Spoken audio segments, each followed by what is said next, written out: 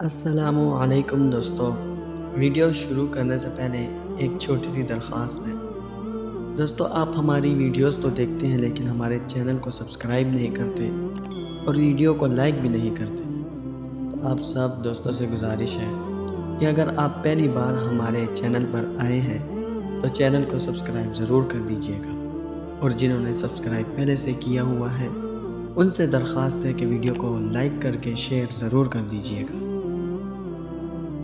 زندگی کے کچھ دن بہت بھاری ہوتے ہیں، سمجھ نہیں آتا کیا ہو رہا ہے، کیسے اور کب سب ٹھیک ہوگا۔ سب کچھ بگڑتا ہوا نظر آتا ہے۔ اداسی کی وجہ کوششوں کے بعد بھی نامعلوم ہی رہتی ہے۔ بس ایسا لگتا ہے کہ ہم کسی دوڑ میں بھاگتے جا رہے ہیں، لیکن کس دوڑ میں یہ کوئی نہیں جانتا۔ ہر گزرتا دن بس اداسی میں اضافہ کر رہا ہوتا ہے۔ کبھی کوئی دکھ، کبھی کوئی غم، لیکن آس پاس کوئی نہیں ہوتا جس کے آگے دل کھول کر رکھ دیا جائے۔ بس دل کرتا ہے کوئی خود ہی سمجھ جائے۔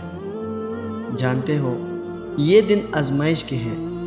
ہاں، یہ آزمائش ہے تمہارے یقین کی، صبر کی آزمائش۔ کائنات کی ہر شے بنانے والا کیا تمہارے دکھ سے بے خبر ہو سکتا ہے؟ وہ جو تمہاری شے رگ سے زیادہ قریب ہے، کیا وہ تمہاری تکلیف سے انجان ہو سکتا ہے؟ ممکن ہی نہیں۔ وہ تو دلوں میں پوشیدہ راز سے بھی واقف ہے۔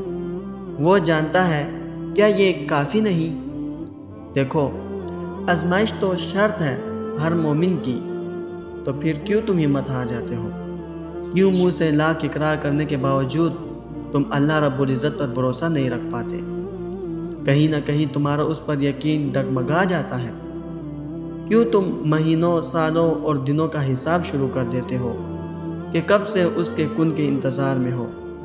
صرف لا حاصل کی سوچ تمہیں بے چین و بے سکون رکھتی ہے۔ کبھی حاصل کے بارے میں بھی سوچا ہے؟ نہیں نا۔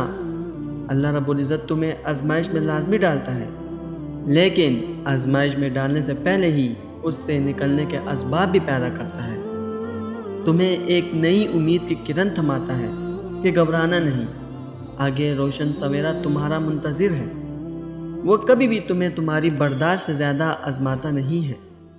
وہ تو تم پر اس قدر مہربان ہے کہ وہ اس آزمائش کی بٹی میں جلا کر تمہیں بہترین صلے کے لیے تیار کرتا ہے۔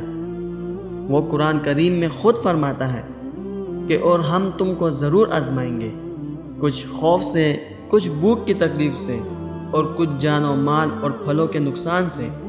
اور اے پیغمبر، خوشخبری دے دیجئے صبر کرنے والوں کو کہ یہ وہ لوگ ہیں جب ان کو کوئی مصیبت پہنچتی ہے تو کہتے ہیں ہم اللہ کے ہیں اور ہمیں اس ہی کی طرف لوٹ کر جانا ہے۔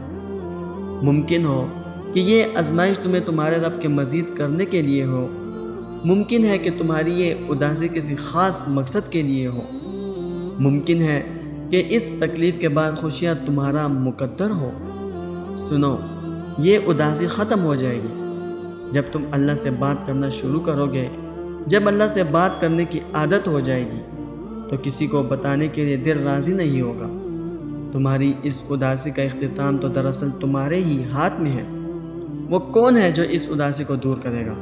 تو سنو، وہ تم ہو۔ ہاں، تم خود روز خود کو آئینے میں دیکھتے ہو نا، اور سوچتے ہو کیسے، کب اور کون یہ اداسی ختم کرے گا؟ تو جان لو، وہ کوئی اور نہیں، وہ وہی شخص ہے جس کو آئینے میں روز تم دیکھتے ہو۔ اب تمہارے ہاتھ میں ہے، چاہے تو ہمت ہار کے بیٹھ جاؤ، چاہو تو اللہ کو اپنا رازدار بنا لو۔ زندگی اللہ کے ساتھ بہت خوبصورت، بہت پرسکون ہے۔ جب اللہ کو اپنا رازدار بنا لو گے، اس سے بات کرنا شروع کرو گے، اسے سب بتاؤ گے، تو یہ اداسی سکون میں اور غم خوشیوں میں تبدیل ہو جائیں گے۔ پھر کوئی اداسی تمہیں اداس نہیں بلکہ مزید اللہ کے قریب کر دے گی۔ وہ وقت بھی گزر گیا نا جسے سوچ کر لگتا تھا اب کچھ ٹھیک نہیں ہو سکتا، تو پھر پریشان کیوں ہوتے ہو؟ اللہ ہے نا، وہ سب سنبھالے گا۔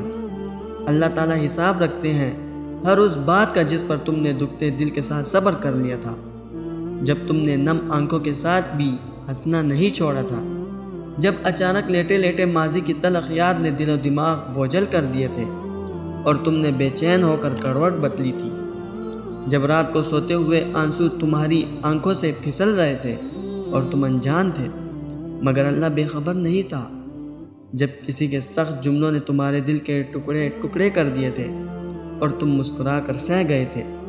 وہ تمہاری ہر تکلیف کا حساب رکھے ہے۔ تمہیں یہ وقت بھلے ہی مشکل لگ رہا ہے، مگر تمہاری سب مشکلات کا حل بس اللہ کے ایک کن میں رکھا ہے۔